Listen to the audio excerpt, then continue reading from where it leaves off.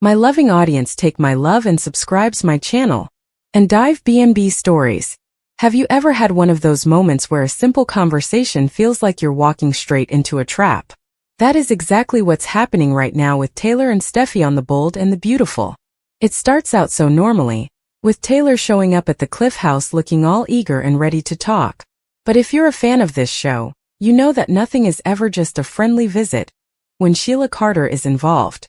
Steffy's internal alarm bells are screaming the second her mom walks through the door, because she just knows this is going to be about the one woman who has tried to destroy their lives. It makes you wonder, doesn't it? Is Taylor actually there as a mother, or has she accidentally become a messenger for the most dangerous woman in Los Angeles? The funny thing is, Taylor tries to play it so cool by explaining that she saw Sheila and everything was fine. She even goes as far as to say that Sheila wasn't acting irrational or violent this time. But Steffy hits her with a line that should be a wake-up call for everyone. That's when she's the most dangerous. Seriously, think about that for a second. When has Sheila Carter ever been truly fine without a hidden agenda? Let's really break down why this is happening, because it's much deeper than a mother-daughter chat. Taylor is currently caught in a psychological pincer move that Sheila has basically perfected. You see, Sheila is holding her signature on the divorce papers hostage. She knows that Deacon and Taylor are desperate to start their new life together, and she is using that legal document like a weapon. She told Taylor straight to her face that she won't sign those papers unless Taylor advocates for her to see Finn and Hayes. It's a genius blackmail scheme when you think about it. Sheila isn't reaching for a gun anymore. She's reaching for paperwork, and that is a terrifying shift in tactics. She's basically forcing Taylor to do her dirty work. Taylor isn't just visiting Steffy because she missed her. She is testing the waters to see if she can sell the new Sheila narrative to her own daughter. It's a transaction where the currency is access to a child, and it makes my skin crawl. What is Taylor actually feeling internally during all of this? I think she's drowning in a sea of guilt and cognitive dissonance. She's a world-renowned psychiatrist, but she is failing Motherhood 101 right now. She wants to believe Sheila has changed because if Sheila is rehabilitated, then Taylor's relationship with Deacon doesn't look so scandalous.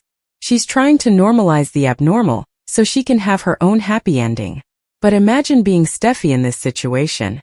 Your mother, the person who is supposed to protect you, walks into your home and tells you the woman who shot you and left you for dead is doing fine. It has to feel like a total betrayal of the worst kind. Steffy is operating from a place of hypervigilance, and honestly, can you blame her? She's the one who looked into the barrel of Sheila's gun. The way I see it, this isn't even a conversation about Sheila's mental state. It's a full-on hostage negotiation.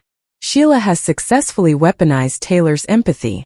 When Taylor says Sheila wasn't irrational, she's actually describing the most dangerous version of Sheila Carter, the one who has traded overt chaos for quiet chaos. The old Sheila would just blow things up or shoot someone, and you could see her coming from a mile away. This new version is infiltrating the family from the inside using psychological leverage. She wants a seat at the table of the family that has spent years trying to forget she exists. And the scariest part is that she's using Taylor as her spokesperson. I have to be honest here. I think Taylor is being incredibly selfish. I totally disagree with how she's handling this. Calling Sheila fine to Steffy's face is a slap in the face to everything Steffy has survived. Taylor is acting like a love-struck teenager instead of a professional. She is trading her daughter's peace of mind for a chance to be Mrs. Deacon Sharp. And that is a transaction that will eventually bankrupt her relationship with her kids. She knows deep down that by being with Deacon, she has basically made a deal with the person who caused her daughter the most trauma. Where are the ethics in that? She's a doctor hooking up with a man who is still technically married to a monster. Psychologically, Sheila is operating from a place of malignant altruism. She frames her demands as a desire for family healing, but we all know it's really about control. She wants to make everyone as miserable as she is. Her behavior is rooted in this obsessive sense of entitlement where she thinks giving birth to Finn gives her a right to him and his kids, no matter how much blood she has spilled in the process. Steffy, on the other hand, sees the red flags that Taylor is choosing to ignore. She knows that when Sheila is calm, it means she is plotting, not reacting. Quiet chaos is much harder to guard against than a woman with a gun. Things are about to get so much worse and you can feel the tension building. When Steffy says Sheila is most dangerous when she's fine, she is calling out the smartest blackmail scheme Sheila has ever crafted. The conflict is no longer just us versus Sheila. It has moved inside the Forrester family. Taylor is getting ready to walk into the lion's den, which just happens to be her daughter's living room, and Steffy is not a person who caves. This is the first domino in what I predict will be a total fracture of the Forrester family bond. I really think Taylor's advocacy is going to backfire spectacularly. She's going to push Steffy so hard that it actually drives a wedge between them that might never heal. And don't forget that mystery roommate Deacon let slip about. Sheila is living with someone, and the show is keeping that identity under total lock and key. If it's someone like Lee Finnegan, we are looking at an unholy alliance that could give Sheila a backdoor straight to her grandson. Or what if it's Remy? A duo of schemers like that could wreck half of Los Angeles before anyone even notices. While everyone is focused on this drama, the Forresters are also distracted by a massive fashion war. Bill Spencer is out there declaring new royalty in LA fashion and rubbing Ridge's nose in the success of the Spencer-Logan empire. It's the perfect distraction for a she-evil like Sheila to sneak into a family dinner while no one is looking. It's a mess on every single level. Ridge is so busy protecting his name and business that he might miss the fact that his daughter is being pressured to let a shooter into her home. What would you even do if you were in Taylor's shoes? Would you risk your relationship with your children for the man you love, even if that man is tied to a monster? It's a heartbreaking choice, but Taylor seems to be leaning toward her own happiness over Steffy's safety. I predict that Sheila is eventually going to get exactly what she wants, but maybe not the way we expect. She's waiting for a crisis so she can play the hero again, just like she's done before. If she can save Finn or Hayes from a dangerous situation, how could Steffy ever say no to her again? It's a classic soap move, and I wouldn't be surprised if that's exactly where this is headed. The stakes couldn't be higher right now. It's a hostage negotiation where the currency is family and the legacy of the Forresters. Steffy's protective instincts for her kids are everything to her, and seeing her own mother act as Sheila's mouthpiece has to feel like a knife in the back. Taylor thinks she can find a middle ground, but history shows there is no middle ground with Sheila Carter. It's all or nothing, and right now she is going for it all. Is Taylor being a traitor here? Or is she just a woman trying to find peace after years of being the sensible one? And do you actually believe Sheila has changed? Or is this just another long con? The fact that she's only asking for 2 days of monitored visits sounds reasonable on paper, but for someone like Steffy, that is 2 days too many. It's a masterclass in audacity. Sheila doesn't care whose arm she has to twist. She wants back in, and she is using the people Steffy trusts to make it happen. Let's talk about the psychological toll on Steffy for a minute. She finally felt like she had her life back with Finn and her kids. Sheila was supposed to be a non-factor, but now her own mother is bringing the threat right back to her doorstep. It is honestly absurd when you say it out loud, isn't it? And Deacon isn't exactly innocent here either. He's trying to have his cake and eat it too. He wants the respectability of Taylor, but he's still tethered to the chaos of Sheila. He thought he could just walk away, but Sheila has reminded him that he belongs to her in a way he can't just sign away on a piece of paper. The way Sheila is making her rival do her chores is honestly brilliant from a villain's perspective. She's basically saying, if you want my husband, you have to work for me. And Taylor is actually doing it. She's actually considering it. That tells you everything you need to know about how much power Sheila still has, even without a weapon in her hand. She is in everyone's head. She is the shadow that won't go away. And what about this Monaco trip everyone is talking about? If Sheila shows up there, it's going to be an absolute disaster. It's the perfect place for her to stage some kind of hero moment, to force the family to accept her. Imagine her saving Hayes on the streets of Monaco. It would be the ultimate get-out-of-jail-free card. We've seen characters do the impossible on this show all the time: redemption, resurrection, forgiveness for the unforgivable. Is this going to be another one of those moments? What is the leverage Sheila is using against Taylor? Is a simple signature on a piece of paper worth more than your own daughter's safety? Or is Sheila Carter just giving Taylor Hayes a masterclass in what happens when you try to steal from the devil?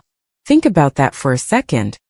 On today's deep dive into the bold and the beautiful, we are breaking down a confrontation that proves you can be a world-renowned psychiatrist and still fail Motherhood 101 in the most embarrassing way possible. When Sheila looks Taylor in the eye and asks if she's talked to Steffy about letting her back into the family, she isn't just asking for a favor. She's dropping a verbal landmine right in the middle of the Forrester office, and honestly the explosion is going to be massive. Taylor's immediate response was to say it's impossible, but we all know that in the world of soaps, impossible is just a fancy word for stay tuned for the next 20 episodes. So what is the real leverage here? Well, think about it. Sheila has officially turned her own heartbreak into a weapon. She is flat out refusing to sign the divorce papers that would give Deacon Sharp his freedom. Now, if you look at this closely, it is actually a genius move. This isn't just a woman who got dumped and is acting out. It's a strategic masterclass. Sheila realized her legal signature is worth more than gold to a man who is desperate to move on with a better brand, like Taylor Hayes. She is dangling that unsigned document like a carrot on a very sharp stick, and by doing that, she has effectively taken Deacon's entire future hostage. It's a ransom note, plain and simple. But the price isn't money. The price is 2 days of monitored visitation every month with Finn and Hayes. Why did this even happen? The funny thing is, Deacon made a cold, calculating decision to trade Sheila in because he thought she was a liability to his social climbing. He did a cost-benefit analysis on his marriage and decided Taylor was the better investment. But he totally underestimated Sheila. Everyone always does. They think she's calmed down or that she's changed, but Sheila doesn't really change. She just changes her tactics. She went from overt chaos, the shooting and the physical threats, to quiet chaos. And honestly, quiet chaos is way more dangerous because it infiltrates the family from the inside using psychological leverage. What is going on inside Taylor's head during all of this? I bet she's sitting on that high pedestal of hers, and it is starting to shake. When she tells Sheila the request is impossible, she's using that word as a shield to hide her own guilt. Taylor knows that by being with Deacon, she has basically made a deal with the person who caused her daughter the most trauma. Let's be real here. Taylor probably feels like a total hypocrite. She's a psychiatrist who is hooking up with a man who is still technically married to a monster. Where are the professional ethics? She's not just worried about Sheila. She's worried about her medical license and her reputation as the moral leader of the family. Sheila knows this, and she is using Taylor's own empathy against her. She's reminding Taylor that she got the husband, so now she has to pay the price by doing Sheila's dirty work. I'm going to be honest with you. I think Taylor is being incredibly selfish. I totally disagree with how she's handling this. Calling Sheila fine or rehabilitated to Steffy's face is a slap in the face to everything Steffy has survived. Taylor is acting like a love-struck teenager instead of a mother who was once shot by this same woman. She is trading her daughter's peace of mind for a chance to be Mrs. Deacon Sharp, and that is a transaction that is going to bankrupt her relationship with her kids. If she pushes too hard, she could lose access to her own grandkids. It's a heartbreaking choice, but it's one she brought on herself by ignoring the red flags. Psychologically, Sheila is operating from a place of malignant altruism. She frames her demands as a desire for family healing and wanting to be a good grandma, but we all know it's about control. She wants Taylor to feel the same weight of impossible expectations that she has dealt with for years. It's about making sure everyone is just as miserable as she is. Her behavior is rooted in an obsessive sense of entitlement. She thinks that just because she gave birth to Finn, she has a permanent right to him and his kids, no matter how much blood she has spilled in the past. It's the ultimate gaslighting move to use her lack of a crime lately as proof that she's a saint. And what about Steffy? Imagine the betrayal she must feel. She finally feels like she has her life back, and now her own mother is bringing the threat back to her doorstep. Steffy is a survivor who has looked down the barrel of Sheila's gun, and she knows that when Sheila is calm, it means she is plotting, not reacting. When Steffy says, that's when she's the most dangerous, she is 100% right. Sheila isn't reaching for a gun anymore. She's reaching for paperwork, and that is terrifying. The second Taylor suggests monitored visits, we are going to see a mother-daughter fight that makes every other drama on this show look like a playground dispute. There is also this massive distraction happening with the fashion war. Bill Spencer is out there declaring new royalty, in LA fashion and rubbing Ridge's nose in it. The Forresters are so busy fighting for their business legacy that they might not even notice the she-evil, sneaking into their family dinner. It's the perfect storm. While Ridge is trying to protect his name, his daughter is being pressured to let a shooter into her home. And don't forget the mystery roommate Deacon mentioned. People are guessing it's Lee Finnegan or Remy Price. If it's Lee, that is a total jaw-dropper. An alliance with Lee would give Sheila a backdoor straight to her grandson. And if that's the case, Taylor's advocacy is just a distraction while the real move is happening in the shadows. I really want to hear what you guys think about this. Do you think Sheila deserves a second chance at being a grandma? Or should Steffy keep that door locked forever? And who do you think that mystery roommate is? Is it Lee or someone we haven't even thought of yet? Let me know your wildest theories in the comments because I love seeing what you guys come up with. If you're enjoying this deep dive, make sure you hit that subscribe button so you don't miss any of the drama. We're building a great community here, and I'm so glad you're part of it. Stay tuned because things in Los Angeles are just getting started. Think about that dialogue for one last second. Did you speak to Steffy? It's such a simple question, but it's loaded with decades of blood and trauma. Every time Sheila mentions Steffy's name, you can feel the air leave the room. And Taylor's impossible response. In the world of soaps, impossible is just a starting point for the next big twist. Taylor thinks she can handle Sheila, but there is no middle ground with a woman who faked her own death with a bear attack. The doctor is being outsmarted by the patient, and it is fascinating to watch. Don't forget to like the video if you want more of this commentary. It really helps the channel out as we follow this Taylor and Sheila drama every step of the way. I'll be back soon with another update, but in the meantime, keep an eye on your roommates. You never know who they might be talking to. The fashion war is heating up, the younger generation is fighting over Elektra, and Sheila is just waiting in the corner watching it all fall apart. Is she a victim or a villain? That's the question that keeps us all hooked. I'll see you in the next one to talk more about it. Goodbye for now.